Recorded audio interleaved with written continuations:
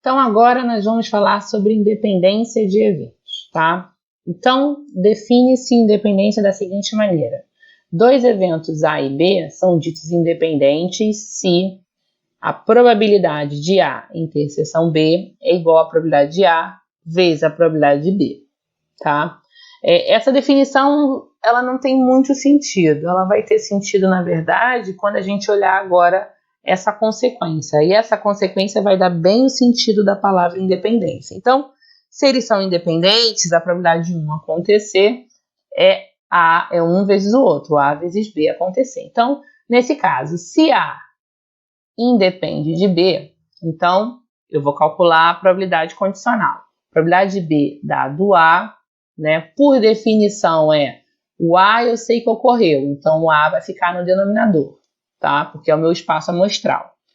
A B dado A quer dizer que eu tenho que olhar para a interseção dentro em relação ao conjunto A, porque eu sei que A ocorreu e eu quero saber qual é a chance de B ocorreu. Então eu tenho que olhar para a interseção de A sobre B, tá? De A com B, na verdade, tá? Só que eu sei que A independe de B, então eu sei que a interseção é dada pela definição de independência, que é essa aqui. A interseção de A com B é a probabilidade de A vezes a probabilidade de B. A minha probabilidade de A continua embaixo. Repara o que aconteceu. Esse A está em cima e esse A está embaixo.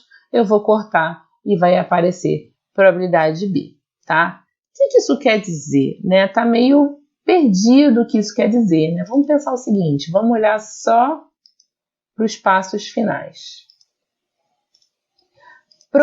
Então, ser independente quer dizer o seguinte, que probabilidade de B, dado que A aconteceu, é igual à probabilidade de B. O que isso quer dizer? Quer dizer o seguinte, que eu dar a informação de que A aconteceu antes, não mudou nada as chances de B, tá? Você dar a informação que A aconteceu ou não dar a informação que A aconteceu é a mesma coisa. Não muda a minha probabilidade de acontecer. Então, isso quer dizer, isso dá o sentido da palavra independente, tá? O B não depende em nada do A. Você pode dizer que A aconteceu ou você pode não dizer que A aconteceu. A chance do B acontecer é exatamente a mesma, não muda nada, tá? Então, esse é o sentido da palavra independência. O B não depende de A, tá?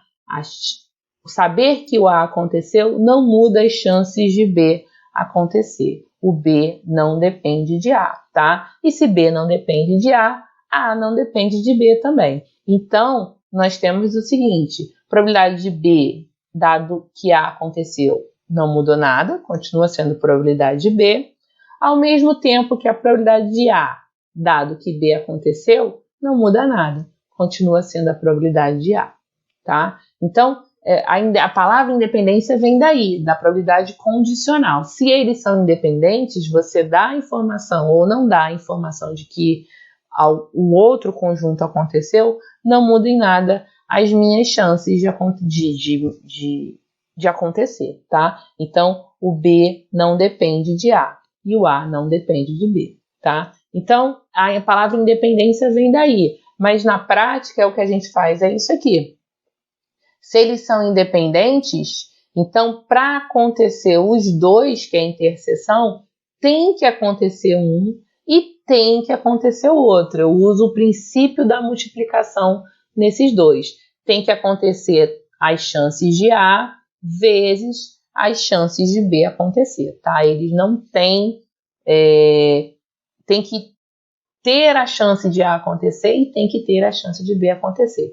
Pelo princípio da multiplicação, a independência, os dois acontecerem, tem que ser probabilidade de A vezes probabilidade de B. Então, agora, e se eu tiver mais eventos independentes? 3 ou mais eventos independentes? A mesma coisa, tá? Para todo mundo acontecer simultaneamente, tem que usar o princípio da multiplicação para todo mundo. Então, tem que acontecer, tem que ver as chances de A acontecer, vezes as chances de B acontecer, vezes as chances de C acontecer, tá? E se eu tiver zilhões de eventos independentes, mesma coisa, princípio da multiplicação para todo mundo. Para acontecer todos esses eventos que são independentes simultaneamente, tem que ser a chance do primeiro acontecer, vezes a chance do segundo acontecer, vezes a chance do késimo acontecer. Eu vou utilizar o princípio da multiplicação para saber a probabilidade de todo mundo acontecer. Então vamos ver alguns exemplos. Então vamos ao nosso exemplo de independência. Vamos ler o exemplo. A probabilidade de um certo homem sobreviver mais 10 anos a partir de uma certa data é 0,4. E de que sua esposa sobreviva mais de 10 anos a partir da mesma data é 0,5. Qual é a probabilidade de?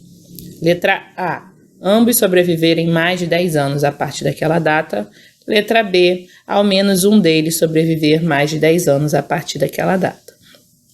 Então, a questão aqui é o homem sobreviver mais de 10 anos e a mulher sobreviver mais de 10 anos, tá? Repara que apesar de eles serem casados, né, biologicamente eles são independentes, né? O seu tempo previsto de vida, né, por mais que você viva com aquela pessoa, ame aquela pessoa, independe da pessoa, né? Cada um tem o seu tempo biológico. Então, são eventos independentes, o homem sobreviver e a mulher sobreviver, tá? Então, nós vamos tratar aqui como eventos independentes, tá? E aí eu quero saber qual é a chance de ambos sobreviverem, pensando que ambos são os dois simultaneamente, então é a interseção. E o B, ao menos um deles sobreviver. Ou um sobreviver, ou o outro sobreviver, ou os dois sobreviverem. Então, isso pode ser interpretado como a união dos dois eventos. Tá certo? Então, vamos para o item A. Item A. Ambos sobreviverem. Então, primeiro vamos escrever o nosso problema bonitinho, né? Eu tenho os eventos... H, o homem sobreviver,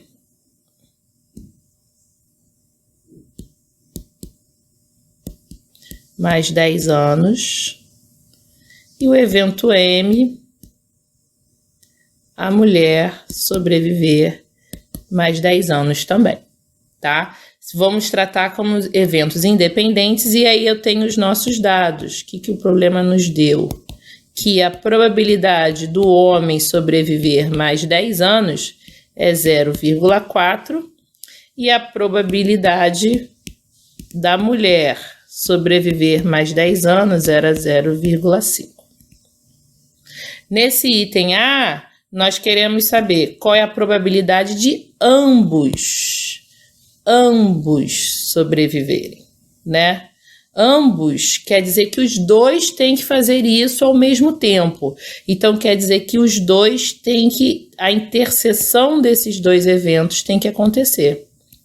Porque os dois têm que sobreviver simultaneamente. Como eu estou tratando esses eventos como eventos independentes, a interseção é basicamente a multiplicação. Tem que o homem sobreviver e... tem que a mulher sobreviver. Então, a probabilidade de ambos sobreviverem vai ser igual a 0,4 vezes 0,5, ou seja, 0,20. A probabilidade de ambos sobreviverem, né, os dois conseguirem fazer isso simultaneamente, vai ser de 0,20 ou 20% de chance. Agora, se a gente for para o item B, no item B a gente está falando assim, ao menos um deles sobreviver. Então, ao menos um deles sobreviver, mais 10 anos a partir daquela data. Então, ao menos tem que ser um sobrevive, ou o outro sobrevive, ou os dois sobrevivem. Então, isso, na verdade, é uma união. Eu quero que o homem sobreviva, ou a mulher sobreviva, tá? É isso que a gente vai querer. Quando eu falo ao menos, vai ser isso. Então, vamos lá. A probabilidade da união de dois eventos, a gente já conhece a regrinha. Vai ser a probabilidade de um evento mais a probabilidade do outro evento menos a probabilidade da interseção dos dois, porque quando eu somo, eu conto essa interseção 2 vezes. Então, eu vou tirar essa interseção. Então, dando nome aos bois aqui, a gente tem que a probabilidade do homem ou a mulher sobreviverem mais 10 anos vai ser 0,4, que é a probabilidade do homem, mais 0,5, que é a probabilidade da mulher, menos 0,2, que é a probabilidade da interseção que a gente viu no exemplo anterior, ou seja, 0,7. Então, a chance é muito maior. Eu tenho uma probabilidade de 0,7 de que ambos sobrevivam, né? Ou 70% de chance de que ambos não, ao menos um sobreviva há mais de 10 anos, né? Ah, é bem maior? Claro que é bem maior, porque eu tenho bem mais casos possíveis, né? Pode ser só o homem, pode ser só a mulher, pode ser os dois, né? Quando eu falo ambos, eu tô sendo bem restritiva, só tem uma possibilidade, os dois têm que sobreviver simultaneamente mais de 10 anos. Então, vamos ler aqui vamos resolver nosso segundo problema de independência. Então, lendo o problema, é o seguinte: a probabilidade de um atirador acertar o alvo é de 20%. Ele atirou 5 vezes. Letra A: qual é a probabilidade de ele acertar pelo menos um tiro? Letra B: qual é a probabilidade de ele acertar exatamente 3 tiros? Então, o que a gente tem que perceber é que um atirador, cada tiro que ele dá é independente, tá? Essa taxa é calculada pela média histórica, mas não é porque ele acertou um tiro que ele vai acertar o outro tiro, o próximo tiro. Se ele era ruim, se ele era um atirador ruim, ele vai continuar, pode ter acertado no primeiro num golpe de sorte, e no segundo ele vai continuar sendo ruim. Então, cada tiro que ele dá, a gente vai tratar como evento independente, é como se começasse tudo de novo, né? Não é porque ele acertou o primeiro que ele vai acertar o segundo. As mesmas chances que ele tinha de acertar o primeiro tiro, ele vai continuar tendo no segundo tiro. Então, a gente vai tratar cada tiro, e isso acontece até com um atirador de Olimpíada, né? Cada tiro que ele dá é como se começasse do zero. Ele pode até ganhar um pouco mais de confiança, mas, na verdade, a técnica dele continua sendo a mesma. Então, a cada tiro que ele dá, a chance continua a mesma, tá? Então, eu vou tratar cada um desses 5 tiros que ele fez como eventos independentes. E a cada tiro que ele dá, ele tem 20% de chance de acertar o alvo, tá? Então, letra A: qual é a probabilidade dele acertar pelo menos um tiro? Então, para isso, eu criei uma legenda aqui para ficar mais fácil, tá? Quando eu estiver falando em A, quer dizer que o atirador acertou. Quando eu estiver falando em E, quer dizer que o atirador errou. Então, vamos lá resolver o item A. Então, qual é a probabilidade dele acertar pelo menos um tiro? Repara que o pelo menos um tiro está englobando aí ele acertar um tiro, todas as chances que ele tem de acertar um tiro só em 5, mais todas as chances que ele tem de acertar 2 tiros em 5, mais todas as chances que ele tem de acertar 3 tiros em 5, depois 4 tiros em 5 tiros em 5, tá? Repara que são muitas possibilidades, porque quando eu falo, ele acerta um tiro só, não necessariamente ele acertou o primeiro tiro. Ele pode até acertar o segundo tiro, ou o terceiro tiro, ou o quarto tiro, ou 5 tiros. Ou seja, acertar um tiro, ele tem 5 chances, dentre todas as combinações possíveis, de acertar um tiro em 5. Então, são muitos casos para analisar, né? Talvez seja mais fácil analisar essa frase de um jeito melhor. Então, pelo menos um tiro tem muitas possibilidades. Então, quando tem muitas possibilidades, uma dica é sempre pensar, e se eu olhar o complementar?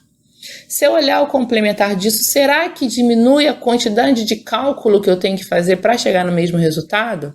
Quem é o complementar de pelo menos um tiro, né? Então, eu quero pelo menos um tiro. Então, vou aqui criar o evento B. se o A era acertar, eu vou botar aqui que o B é acertar pelo menos um tiro. Se o B acertar pelo menos um tiro, o B complementar vai ser o complementar, que vai ser não acertar nenhum, ou não acertar o alvo. Simplesmente não acertar o alvo. Tá? O B complementar vai ser igual àquele evento onde aconteceu. O cara errou no primeiro, errou no segundo, errou no terceiro, errou no quarto, errou no quinto, tá? Um é complementar do outro. Se um é complementar do outro, eu posso calcular a probabilidade dessa maneira. Eu quero, na verdade, calcular B, que é acertar pelo menos um tiro. Mas eu posso fazer um menos a probabilidade de acertar nenhum. Eu posso usar o complementar para calcular o meu evento, tá? Então, eu vou simplesmente calcular a probabilidade de B porque é muito mais fácil, né? A probabilidade de B complementar é bem mais fácil que a de B. Isso vai ser igual ao quê? A errar 5 vezes. Repara que errar 5 vezes só tem uma maneira de fazer isso, que é errando as 5 vezes. Eu não tenho como combinar esses erros, eu só tenho uma chance. Quando eu erro, erro e erro. Só tem uma chance de fazer isso. Só tem uma chance de errar todas as vezes. E errar, como são eventos independentes cada tiro, isso é basicamente multiplicar a chance de errar cada uma das vezes. Então, errar todas as vezes vai ser errar a primeira, 0,8, vezes errar a segunda, 0,8, vezes errar a terceira, 0,8, vezes errar a quarta, 0,8, vezes errar a quinta, 0,8, ou seja, 0,8 a quinta potência. Então, para cálculo B, basta fazer 1 menos 0,8 a quinta, ou seja, 1 menos 0,32768, ou seja, 1 menos esse valor vai ser 0,67232. Tá certo? Ele não é um atirador muito bom, né? E ele tem uma chance alta de errar todas as vezes, né? A chance, não, esse na verdade a chance alta de errar todas as vezes é essa aqui, 0,32. Na verdade, 0,67 é a chance dele acertar pelo menos uma vez, né? Pelo menos um tirinho, esse cara vai poder acertar. Vamos para o item B.